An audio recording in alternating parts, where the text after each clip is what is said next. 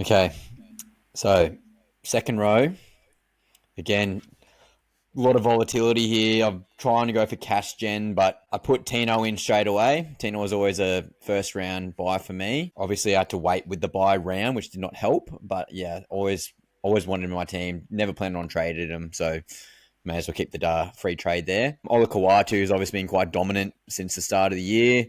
Probably in career best form. Probably looking for an origin berth. And again, in a good team like Manly with a lot of offensive firepower, Ola Kawatu again was a no-brainer as my primary gun second rower. So that Tino, Corey Horsburgh, I've been using that as a flex position. So Corey Horsburgh this week is down to second row. I did have Zach Hosking, and then obviously Zach Hosking hurt his hand. So then I swapped Zach Hosking out for Matty Nicholson.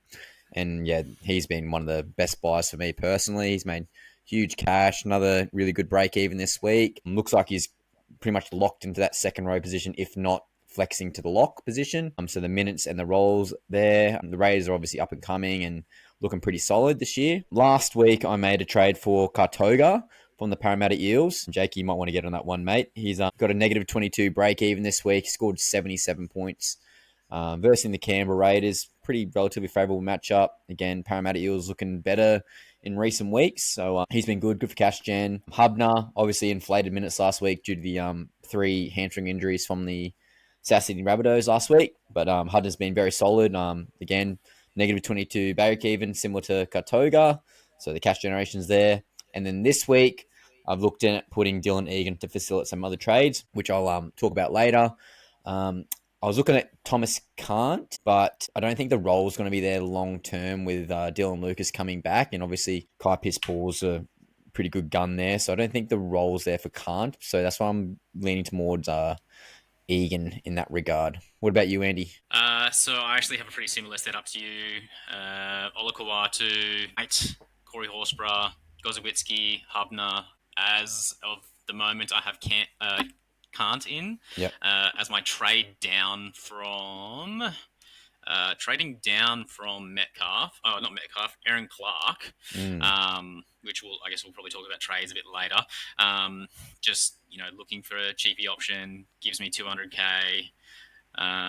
Yeah, I think Olakuatu, he has been incredible this year. I mean, even against like overpowering Melbourne side last week, still Yep. managed to walk away with an 86. Like Yep. he's just tackle busting and offloading and just absolutely killing it. Corey Horsburgh, he hasn't been doing as well as I thought he would be doing. Kind of mid-seas, which I'm fine with.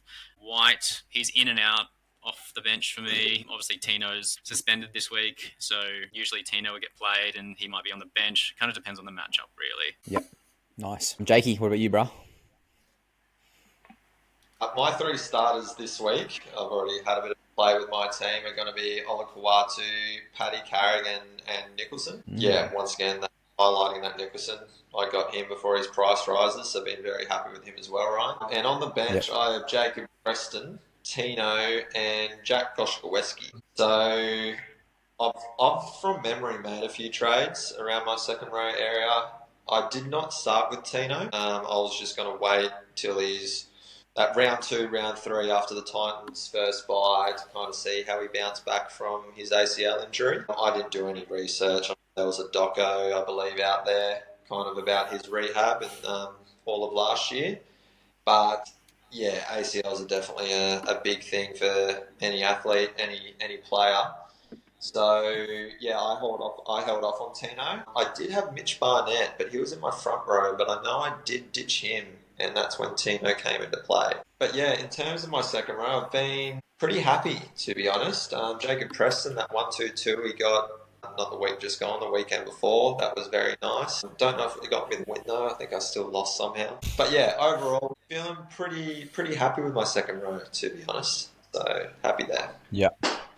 So logic behind Paddy Carrigan. So I know obviously you love a cheapie, Jake, but as much as you love a cheapie, you love a dual position. Was that one of the primary reasons you were looking at getting Patrick Carrigan, or was it more of a role change to the front row, or what were you thinking? No, yeah, bang on. Bang on. I definitely love my dual positions. It allows you to play around with your team a lot more, I feel, at times, and it saves me in the past. I've never owned Paddy Carrigan in Supercoach in my previous years of playing. I think this is my 3rd or 4th year now with Supercoach. And I just decided to start the year with him. And as soon as I saw that he had that dual as well, once he was definitely locked in with that front row, I was like, yeah, that was my sign to just start with Yeah. Paddy. And I'm really loving that pairing with Payne Haas for the Broncos. The Broncos have a lot of potential this year, and he's not scoring super, but he's always around that mid range. So he's losing me money, but I think I'll be holding on to Paddy until maybe that Origin comes around. Yeah. He's safe Is as that houses, that's allowed? for sure. Is that allowed on your team, Jake? You allowed to lose money? I don't even look at their scores or anything like that. I'm just looking at break evens week in, week out. So they've got a high break even. If they're the best player on the pitch, they're gone. Gone. See you later. It's Oh, money. Mr. Money in the Bank. All right, Adam, what about you, bro? Yeah, so same as you, Ryan. I've got the expensive halves, expensive fullbacks, and I've had to make some sacrifices. Second row is where that's been. So I don't have Olakawatu like you guys. I'm very jealous. We'll get to it a bit later when we talk about trades, but there's some big stats around Manly players with turbo in and turbo out. And he was a guy that I thought I could get away without with turbo healthy at the start of the year. That's obviously changed. So I'm pretty cheap. I've got Horsberg and White and Tino as my three sort of guns, so to speak. I've gotten away with it so far. White has been surprisingly good enough to keep on the field every week and hasn't hurt me. The bench is a little thin. So I've got Hubner, I've got Kobe Hetherington, and I've got Gachewski from the Broncos. It's a bit of deadwood to clear there, which we'll get to in my trades. Yeah. Okay, so it's interesting. What do you want to do there? Because I got rid of the tackle bot and Hetherington, and that was a easy decision. But yeah, again, we'll go through that later on.